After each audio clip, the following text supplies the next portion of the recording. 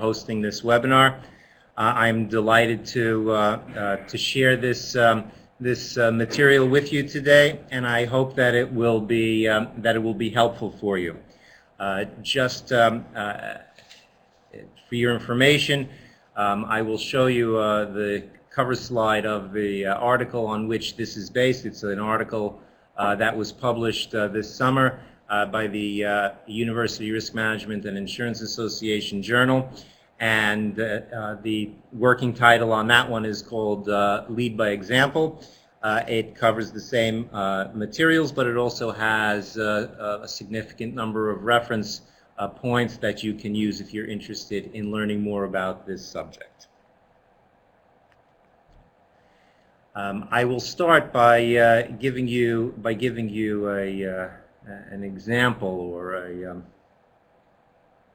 an alternative way of looking at drinking water. Last night, when you all went to sleep, you didn't think at all about the. I hope you didn't think at all about the police in your community.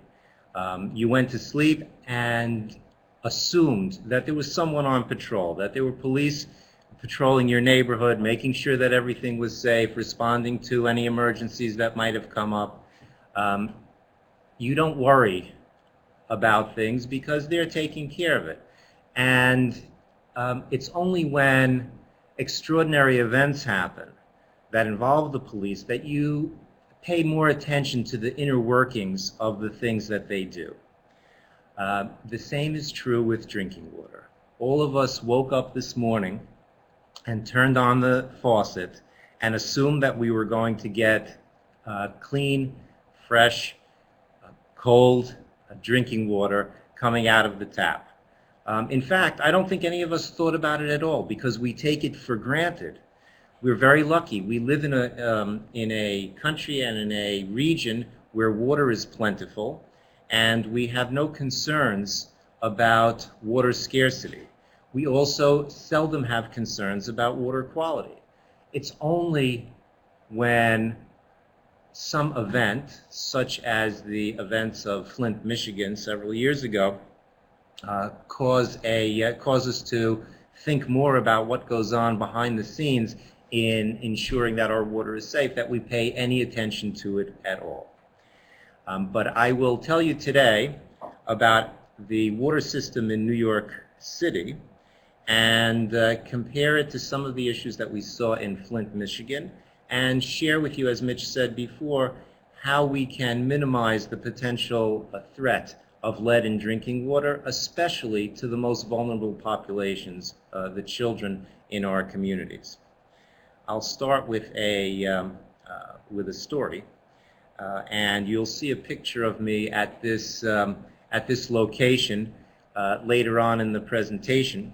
But I had the opportunity to visit the valve chamber for the third water tunnel in New York City. It's the most recent construction effort in developing a water supply system for New York City. And I had the opportunity to go into the valve chamber.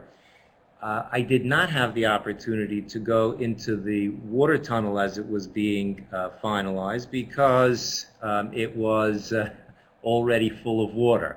But the valve chamber provides you with some insight into how involved and how complex this system can be.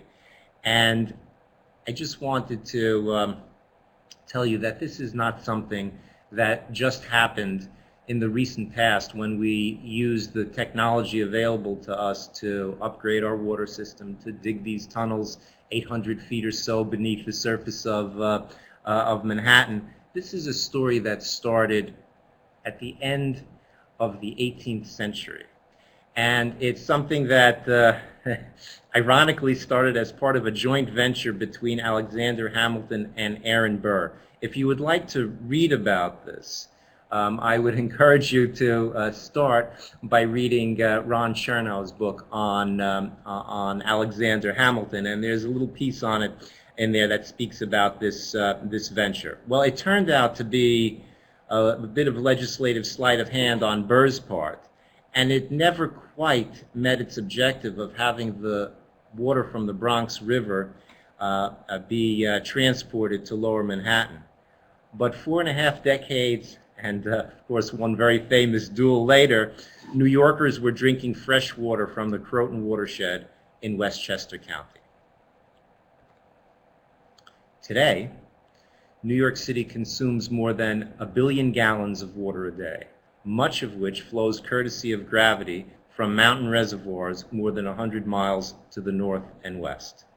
If you look at this map, you can see on the lower right-hand corner is the city of New York with its three distribution lines, and this is more or less the current system in New York City.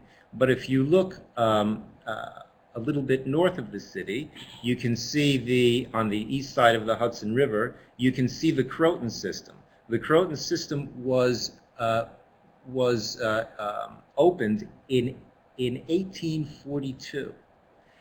It's amazing to think that the leaders of New York City had such foresight that they bought land in what was then a remote rural area north of New York City, so that New York City could continue to have fresh, clean drinking water long into the future. What happened after that is, of course, New York City continued to grow, in large part because of this source of fresh water, and they expanded the system first to the Catskill system, which consists primarily of the Ashokan and Schoharie reservoirs.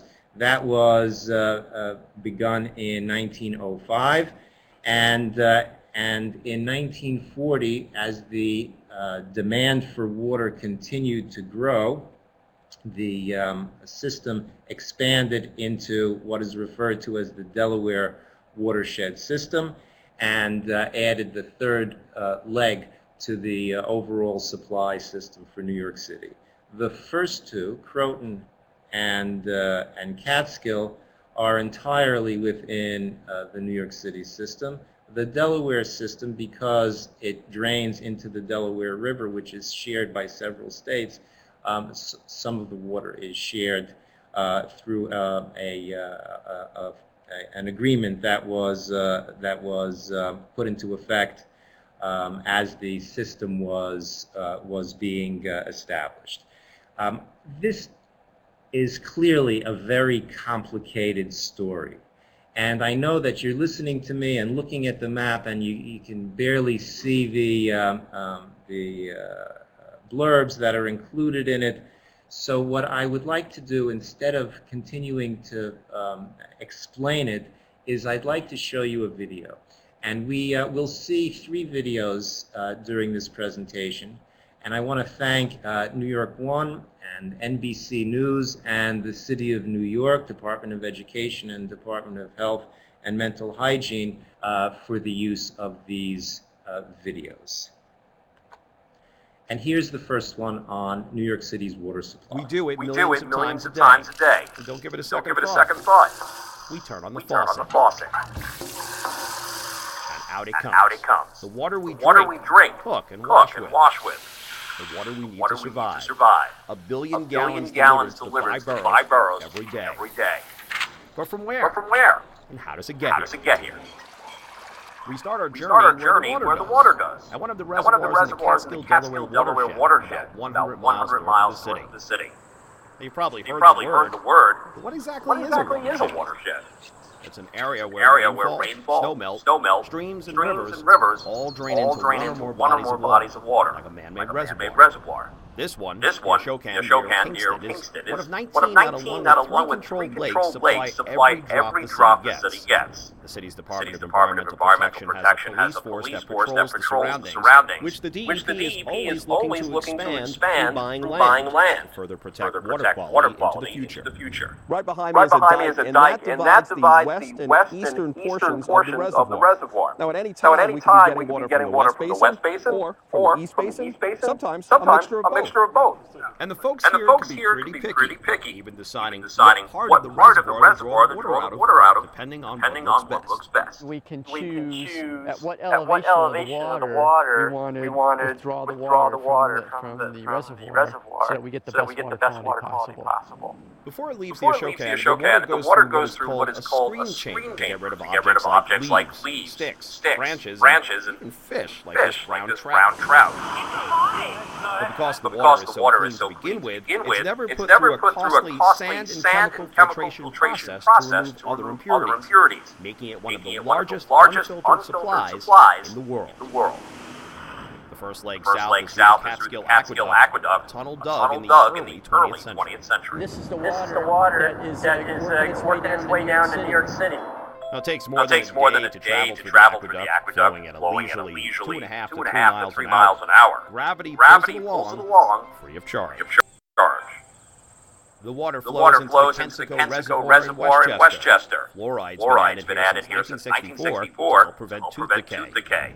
Then south to this $1.5 billion ultraviolet disinfection plant in central Westchester that went online in 2012. The ultraviolet light kills microorganisms like Cryptosporidium and Giardia, which can threaten the health of the very young, old, and those with weakened immune systems.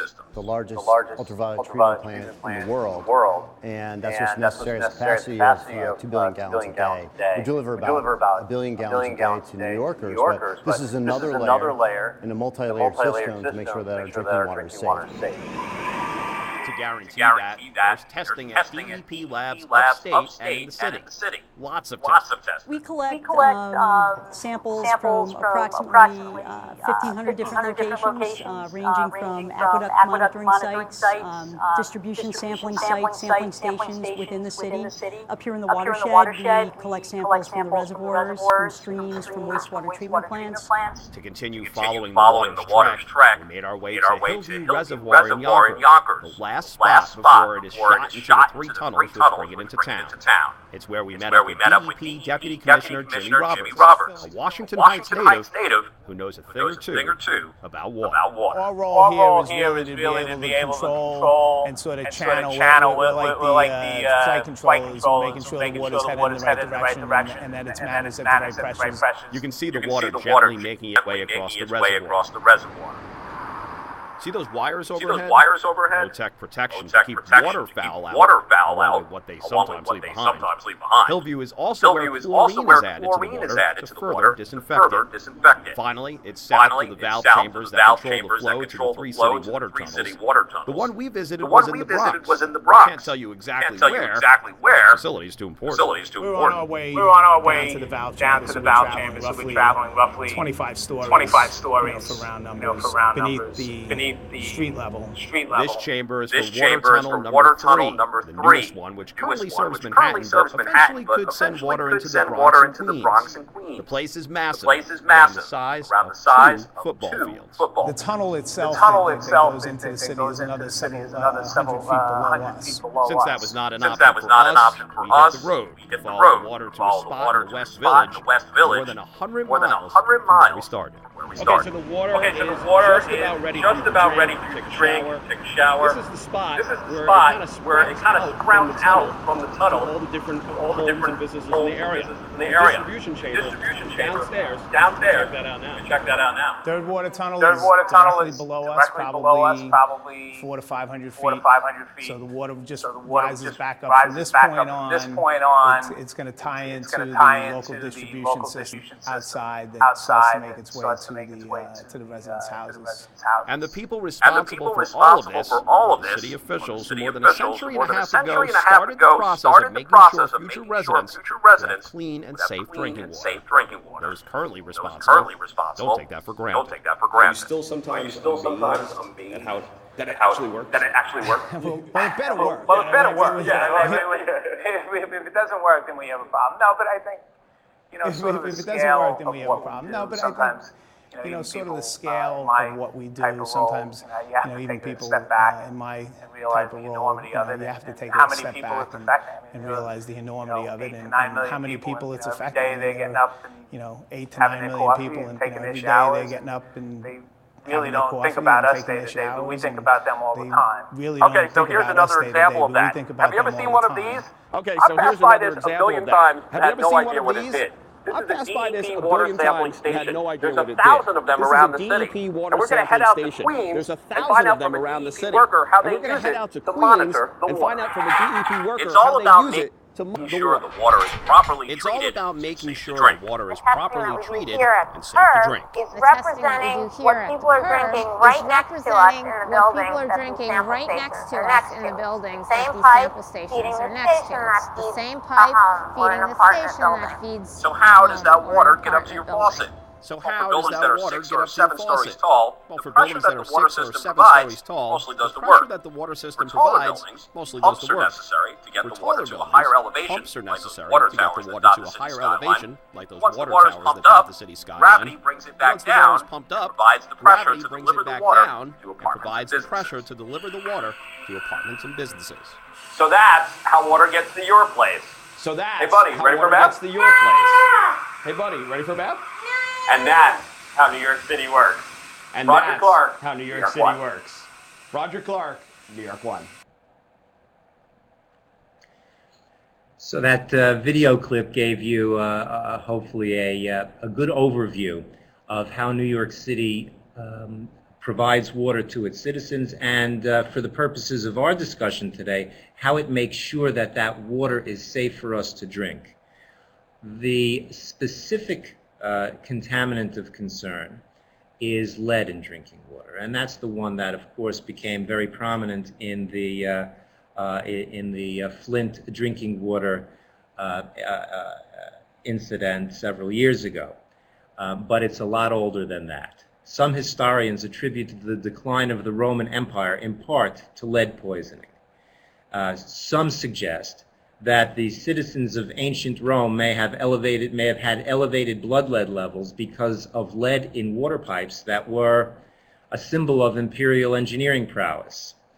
Unfortunately, Flint has become a contemporary synecdoche for this. In spite of our scientific and regulatory advances, the Flint water crisis demonstrated that even in the 21st century, room for progress in this arena remains. And on the side of this slide, you can see the ancient Roman aqueduct carrying water throughout ancient Rome. And of course, these the ones that we see on the top picture are relatively uncommon, but they're the ones that we always see because they're spanning rivers, so they have to design them as bridges. Most of the time, they were flowing through the streets, like the picture below, in much smaller lead pipes. And of course, I don't know what the historians will say to this ultimately, but it's certainly something to keep in mind. Of course, what they didn't have in Rome is the 21st century quality assurance available to organizations like the New York City Department of Environmental Protection, which collects and analyzes approximately 630,000 samples a year from 1,000 sampling stations throughout the 5 boroughs. To the left, you see another picture of the sampling station that you heard about and saw them taking samples from in the video. The lower one it just refers to several locations that still exist in southeastern Queens that provided water to those areas that were not served by the water system, and of course those draw water from the underlying groundwater and have to be sampled as well. To the right, you see the 2016 New York City Drinking Water Supply and Quality Report, and all of the data that is collected is available to anyone who is interested and curious about the quality of the New York City water.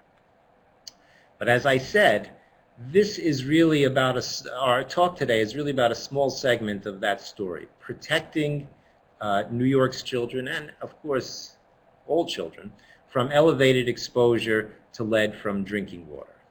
Recent events leading to elevated lead levels in Flint's drinking water provide background on the sources of elevated blood lead levels in children.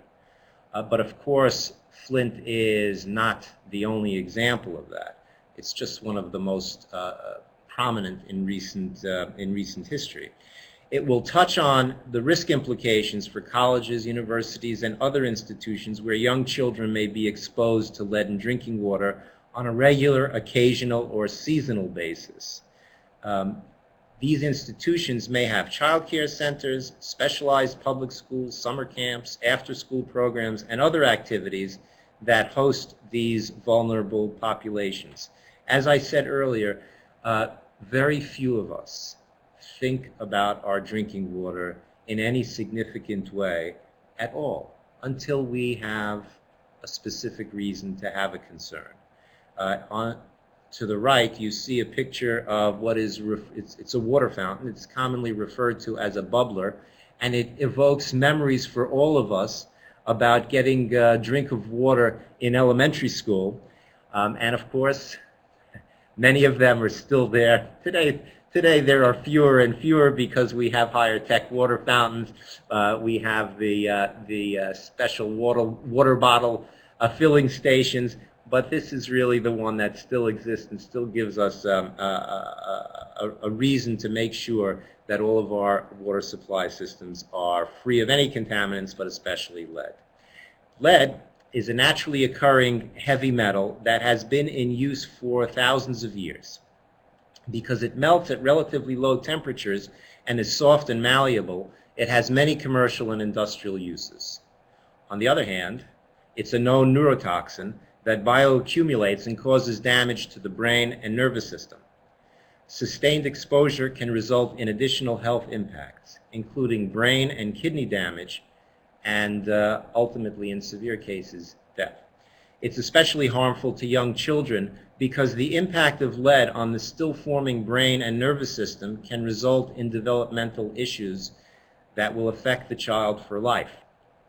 To protect children from the threat of exposure, the potential for elevated blood levels, and the resulting health and developmental impacts, 3 common sources of exposure were banned in the United States: leaded gasoline, house paint, and plumbing fixtures.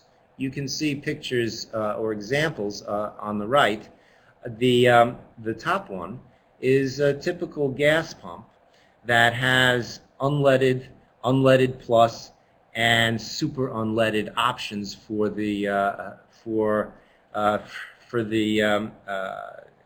gas station attendant to provide to the driver who pulls up to fill up his gas tank. We don't see these very often because even though I on occasion will forget myself and ask the attendant to fill me up with unleaded regular, they'll usually give me a funny look because there hasn't been leaded gasoline in gas stations in the United States for quite a long time. These signs don't really exist on pumps anymore. They just say regular, plus, and super because we just assume that lead is no longer a part of our gasoline. The second picture is one of lead-based paint.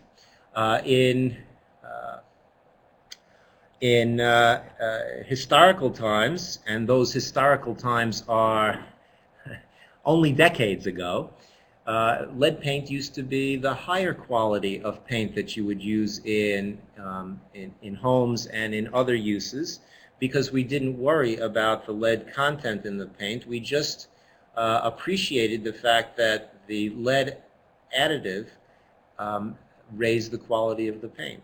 Of course, over time, that paint began to chip, and there were layers and layers of lead-based paint that presented hazards to young children living in those homes and those apartments who would, on occasion, ingest those lead-based paint chips. And as a result, there are regulatory programs throughout the United States that are designed to not only minimize this concern, but also to take preventive measures to protect children from this hazard. And at the bottom, you'll see another example, sort of like the gasoline picture above, of plumbing solder. The third source that I mentioned is plumbing fixtures, and of course, that's the pipes and the solder that the pipes are connected by. And in this picture, you can see plumbing solder, and it's clear on the label that it is lead-free because of the rules that prevent us from using lead in plumbing fixtures, as well as because of the overwhelming concern for protecting ourselves from potential lead in our drinking water. So, how does lead get into the drinking water? Well, it can come from lead in surface water or groundwater sources. That's relatively rare because our water supply systems are usually very well sampled and tracked, and so it's very unlikely that we're drawing water from sources that are contaminated with lead. The second possibility is it could leach from the water provider's lead supply pipes, joints, pumps, or fixtures. That is also uncommon for the same reason, because the pipes and fixtures that are owned by the water company or by the municipality or the public system that's running it, those pipes are constantly being checked. If there's any concern, they're being replaced. And for the most part, the threat of lead coming from those sources is relatively minimal. The third is much more common. It can leach from a building's plumbing system, lead pipes, joints, solder, and fixtures. These components are the components of the water system at the user end. It's after the water is tapped into a building from the water mains that run down the middle of the street that are provided by the water supplier.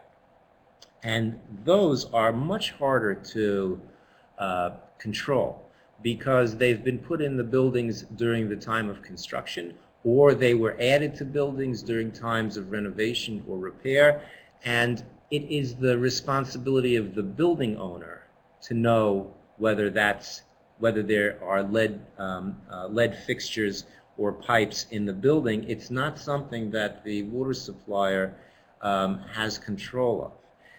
The other problem with it is that lead can't be detected in drinking water without sampling because it has no identifying taste, color, or smell. So if you have it, you wouldn't know about it unless you are conducting sampling. So what does EPA and other regulatory agencies advise? EPA provides guidelines for flushing and other measures to minimize potential exposure. To the right, you see a very popular EPA document called 3 T's for Reducing Lead in Drinking Water in Schools.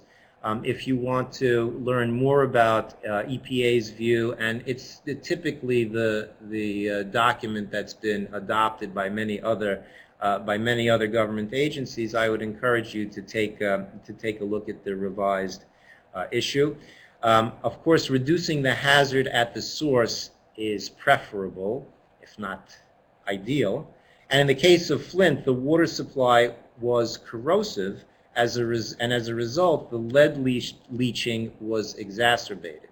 What does EPA tell us? It tells us something that probably we learned as children, that in any case, it probably doesn't hurt to let the water run for a few moments in order to get anything that was sitting in the pipes overnight out of the system. That could be anything, not only lead, but that's typically what we have, what most of us practice in our own homes, in our own lives, and it's probably not a bad idea in any event. But it doesn't, of course, resolve the question that we're trying to address: what if there is lead in the system in any case?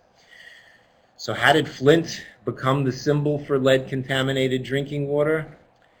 Like so many aging, economically stressed Rust Belt cities in the United States, Flint was under extraordinary pressure to cut costs. Among the quote-unquote luxuries that Flint provided to its citizens was Detroit Water and Sewerage Authority water, which was sourced from Lake Huron and the Detroit River. As one of many cost-cutting initiatives, Flint decided that it could no longer afford to pay for Detroit water and would instead rely on Flint River water beginning in April 2014, which appears to have been a penny-wise and pound-foolish decision in retrospect. The Flint River water was more corrosive and was not adequately treated. This caused lead to leach from the city's many lead service lines and soldered joints. It exposed thousands of Flint residents, many of them children, to elevated lead levels. The immediate threat has dissipated, but the events in Flint will have public policy ramifications throughout the United States for years to come. The top picture that you see there is a picture of the Flint River, and of course the water tower that you see below is part of the Flint water plant. Now, what I've just said to you very quickly also is difficult to comprehend because it's a very complex set of actions that had to occur in order for this problem to emerge. I think it might be easier for me to just share a quick video with you that will explain it clearly. We turn now to a growing crisis in Flint, Michigan, over the city's water supply, contaminated by toxic levels of lead, poisoning children in the community. Tomorrow, the governor and mayor will meet to discuss the new state of emergency imposed months after dangerously high levels of lead were found. NBC's Stephanie Gosk has new information suggesting health officials could have responded more quickly to people's fears and avert this crisis. Everyone who drank the water, an entire U.S. city, is at risk. It's just crazy. The most vulnerable in Flint are children like April's. 1-year-old Kevin has double the level of lead considered acceptable. I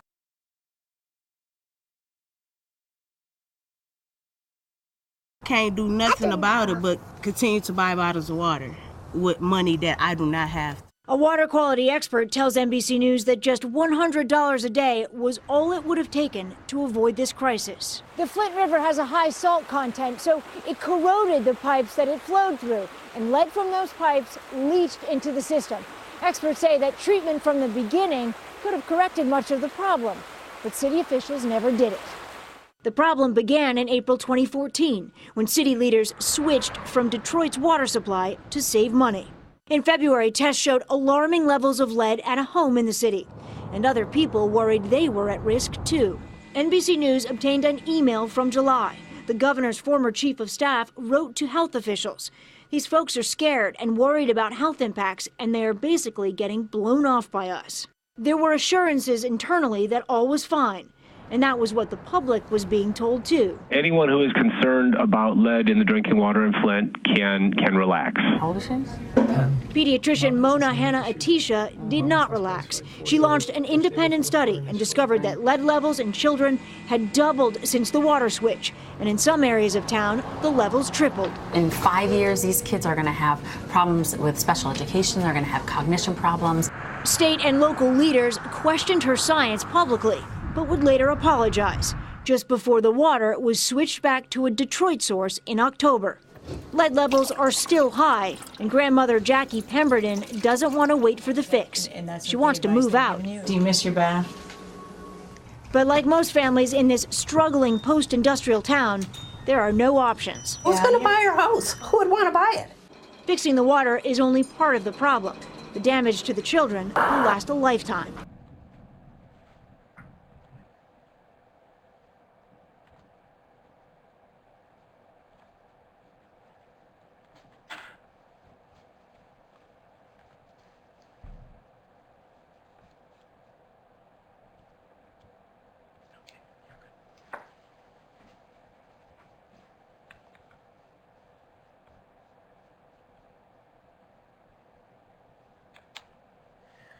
As you saw from the video, The scenario in Flint, Michigan is something that obviously caused quite a stir and could have been prevented. Ironically, it was the local industry that had always been monitoring the water for quality because they have quality control laboratories that are checking to make sure that the water is suitable for their production processes. It's just a terrible set of events that were put into effect in Flint, Michigan for economic reasons that ended up causing such a threat to the many children in throughout the city.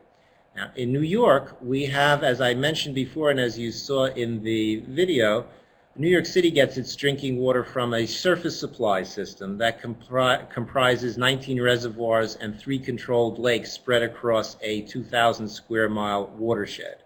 Just thought I would give you some quick photos of the different views of these, and they're situated in the same geographical format that the map was. At the bottom right is a picture of the Croton Reservoir, and you can see the age of the system by the architecture and design of the dam. The Schoharie Reservoir is the northernmost part of the system, and you can see the sign on it, so it's pretty clear what it is. It's the northern reservoir in the Ashokan or Catskill system, and Cannonsville is the largest one on the western segment of the system, and it's part of the Delaware component. It's nice to think that we have all of these pure sources of water, and that the water that will ultimately be in our tap is going to be chemical free, but that's not often the case. More important and effective is for the suppliers to ensure that the chemicals are in balance. There are, as you saw in the original video clip and in the Flint clip, this question of balancing the chemicals in the water is critical. Anyone who has tried to keep the water in a swimming pool clear understands that the process is like a summer-long chemistry experiment with chlorine, algicide, pH adjusters, and other chemicals. Well, the same is true with drinking water systems, and it's constantly a challenge to make sure that the chemical balance is effective. One of the underlying causes of the water issues in Flint was the failure to attain proper chemical balance, and the lesson was not lost on other water suppliers. In New York City, the DEP adds food-grade phosphoric acid, sodium hydroxide, and fluoride to the water before sending it into distribution. The phosphoric acid creates a protective film on pipes that reduces the release of metals such as lead from service lines and household plumbing. The sodium hydroxide is added to raise the pH and reduce corrosivity, which also reduces the potential for lead to enter water from household plumbing. As you heard in the video on Flint, the corrosivity of the water was one of the key causes of the leaching of the lead into the drinking water system. The DEP in New York is one of many water suppliers in the United States that treat drinking water with a controlled low level of fluoride for the protection of its consumers' dental health. New York City's drinking water has been treated with low level of fluoride since 1966. Adding chemicals to water is always a bit of a controversial process. We would all like to think that our water never has to be filtered or treated in any way, but that is not always the case, and as a result, we have to make sure that the treatment that is put into it is done in an effective and balanced way.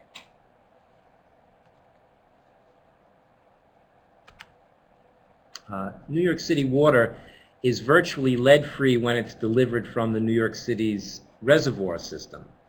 But water can absorb lead from solder fixtures and pipes found in the plumbing of buildings or homes, as we discussed before. The DEP has an active corrosion control program aimed at reducing lead absorption from service lines and internal plumbing. As I mentioned before, those are the chemicals that were added to minimize the potential for corrosion and leaching from the pipes and other fixtures. Additionally, under the federal lead and copper rule, mandated at the tap lead monitoring is conducted at select households throughout New York City. And of course, the water is sampled, as we saw in the original video. The water is sampled constantly at the 1,000+ sampling stations located throughout the city. In 2016, based on the results of this monitoring, the 90th percentile did not exceed 15 micrograms per liter, or 15 parts per billion, the established standard or action level for lead. DEP in New York is responsible for providing high-quality drinking water, but cannot control the variety of materials used in plumbing components. It's possible that lead levels at your home may be higher than at other homes in the community as a result of the materials used in your home's plumbing, either at the construction phase or during any work that was done on your plumbing system since then. When your water has been sitting for several hours, you can minimize the potential for lead exposure by flushing your tap for 30 seconds to 2 minutes before using water for drinking or cooking. As I mentioned, this is the guidance that's included in the EPA document. If you're concerned about lead in your water, you may wish to have your water tested. The DEP offers free testing to New York City residents and has distributed over 113,000 sample collection kits since the start of the free residential testing program in 1992, and saw an almost 400% increase in demand for testing in 2016 compared to the previous year.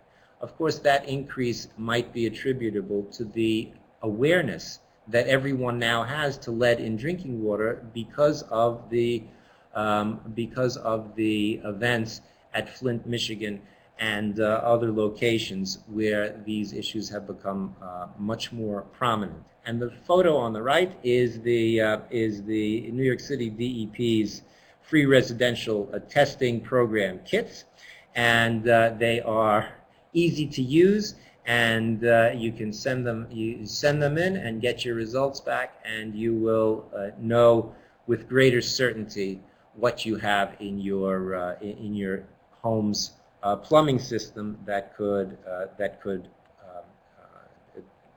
present a threat. Young children, of course, as I mentioned, are the most vulnerable to exposure and should receive priority attention. To that end, New York enacted legislation and promulgated regulations requiring its public schools to sample for lead using specific methods and to develop remediation plans where elevated lead levels are found. Because of the vast number of schools that have to be tested, a phased approach was developed so that the schools with the most vulnerable, and that is the youngest students, would be sampled first. The younger the student, the younger the child, the greater the hazard of lead exposure is. And so it makes good sense for the schools to prioritize this effort and focus on the most vulnerable populations first. The following summary of the requirements was issued in a press release from the governor's office. Under the regulations, schools are required to report all lead test results to the State Department of Health via a designated statewide electronic reporting system. If lead levels are detected above the 15 parts per billion that I mentioned before at any potable water outlet, the school must discontinue use of that outlet, implement a lead remediation plan to mitigate the lead level, and provide building occupants with an adequate or alternative supply of water for cooking and drinking. Schools will be required to collect samples every 5 years at a minimum after the initial testing or at a time determined by the Commissioner of Health. All samples will be analyzed by a lab approved by the department's Environmental Laboratory Approval Program. Those of you who have been involved with this refer to it as the ELAP program. Rather than jump to the next slide, I'd like to share a quick video that includes the Chancellor of the New York City School Systems as well as the Commissioner of Health. As we get ready to welcome children back to the classroom, Health Commissioner Dr. Mary Bassett and I want to discuss the drinking water in our schools. First, let me say that your number one concern is also our number one concern. The safety and health of every New York City child is our first priority. We hold ourselves personally responsible for your children's well-being. The New York City water system is among the finest in the world. There's not been a single case of lead poisoning linked to lead in water, including in schools. To protect our children, the city has implemented a monitoring, testing, and replacement program that goes beyond federal recommendations. Our rigorous oversight ensures that New York City water is safe. It's also the best beverage for your health. In the rare case that a test comes back and it doesn't meet our standards, we immediately fix the problem, whether that means removing fixtures from service or replacing equipment. And we follow up with regular and rigorous testing. But this is nothing new. The city conducts over 500,000 tests on its water and supply system every year. And we're transparent about our test results. If you're curious about your own school, use this link to see the latest results. Thanks for your time, and we can't wait to get back to school.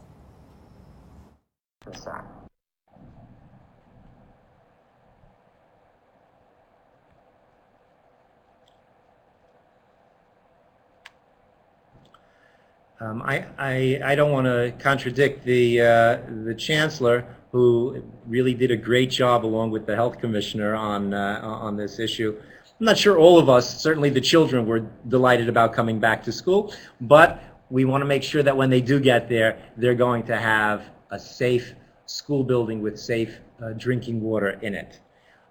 In addition to schools, I just wanted to spend a moment talking about drinking water at universities and other institutions. At this time, colleges and universities and libraries and hospitals and other institutions have not been included in the requirements, presumably because they do not cater primarily to vulnerable populations.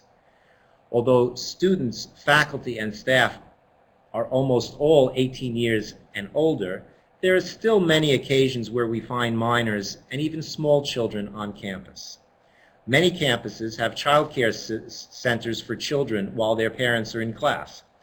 And because of the unique vulnerability of these very young children, the New York City Department of Health and Mental Hygiene and the New York City Department of Education regulate and enforce lead testing in these centers. In fact, child care centers in New York cannot obtain the necessary licensure without demonstrating that test results prove negative for lead in drinking water. And those permits have to be renewed on a periodic basis as well.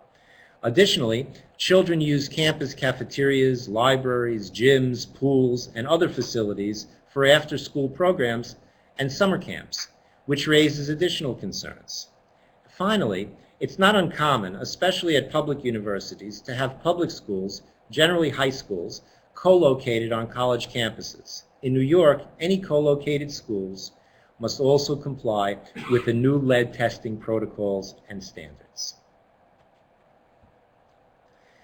This story began deep below the hustle and bustle of the Bronx, at the user end of one of the best and most sophisticated water systems in the world.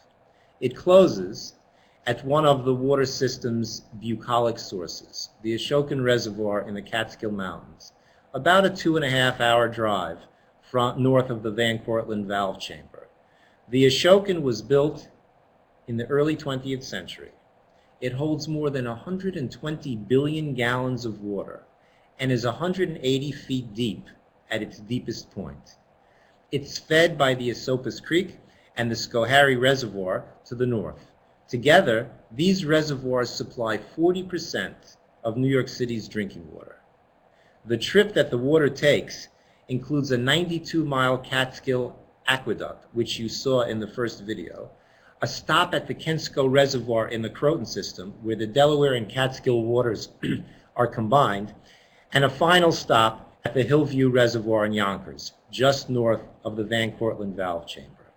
As promised, there's a picture on the left of me about to enter, or possibly exiting, the valve chamber, the Van Cortland Valve Chamber, and to the right is the dam at the Kensko Reservoir, and I would encourage you to go and visit it to get a sense of where our water comes from. If you go here on a weekend, the plaza that you see in front of that massive dam is packed with picnickers and bikers and people just enjoying recreational time at the foot of one of the key points in the New York City water system.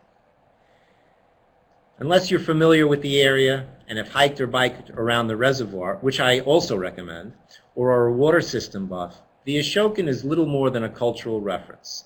Ashokan Farewell is a haunting lament written in 1982 by Jay Unger and Molly Mason that's best known as the theme for the Civil War. The Ken Burns television documentary aired in 1990. If you think about some of those video clips, you probably will remember the Ashokan Farewell. And the original Woodstock, New York, after which the renowned Arts Colony and the iconic 1969 Music Festival are named, rests at the bottom of the reservoir.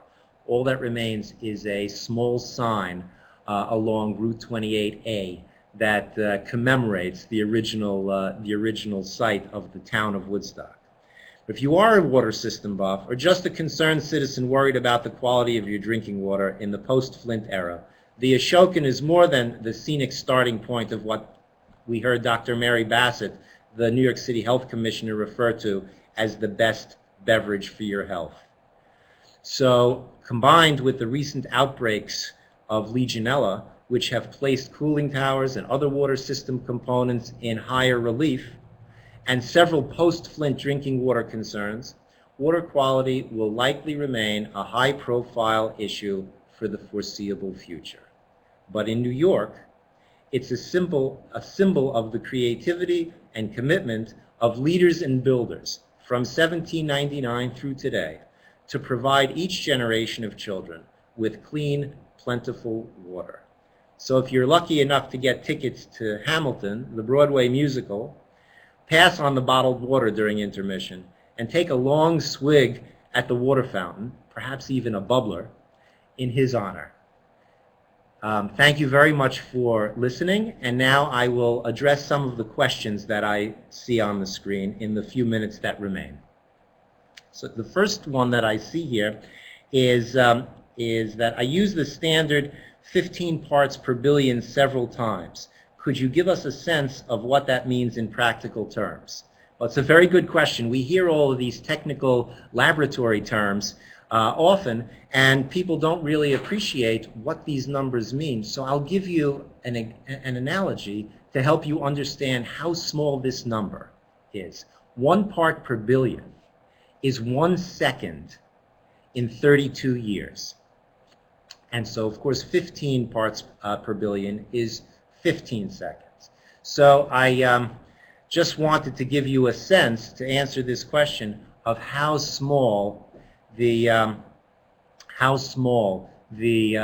numbers are that we have to meet to make sure that we're in compliance. A second question I see is, you said that many lead-based products are no longer sold in the United States.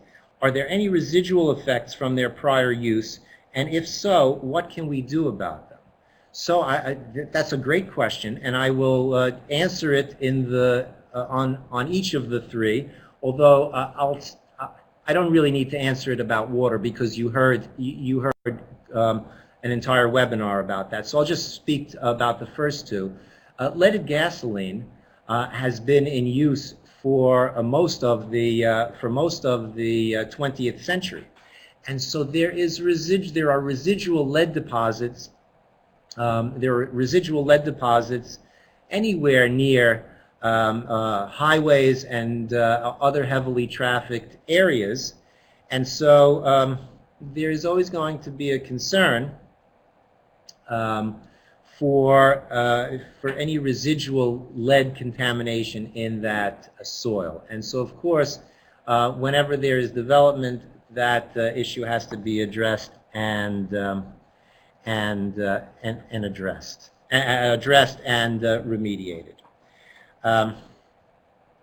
The next question that I have is, do you think it's necessary to test drinking water as a precautionary measure, even if there's no indication of contamination? So the answer to that question is one that neither I nor the regulators will typically respond to. This is a matter of our own knowledge of what we have in our system, our own level of risk aversion, and we really have to take those factors into account, because in New York, for example, the health commissioner will constantly remind us that the water that we're getting is safe. And if there's any concern for the water in your building, if you think that it's appropriate to test, you can get one of the lead testing kits from the city. And I see that there are a number of other questions, and I apologize that I don't have time in this webinar to answer all of them. But if you would like to send me an email or call me, I would be happy to try to answer any of your questions.